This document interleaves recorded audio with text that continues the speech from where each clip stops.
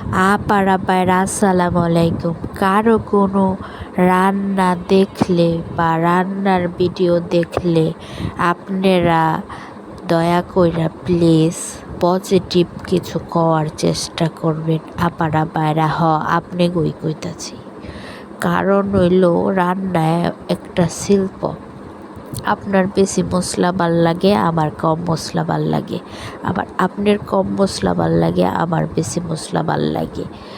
আপনার একভাবে রাঁধতে ভাল লাগে, আমার একভাবে রাঁধতে ভাল লাগে। আপনি একভাবে খাইতে ভালোবাসেন, আমি একভাবে খাইতে ভালোবাসি। আপনার সাথে আমার সাথে মিল থাকবো না, এটাই স্বাভাবিক।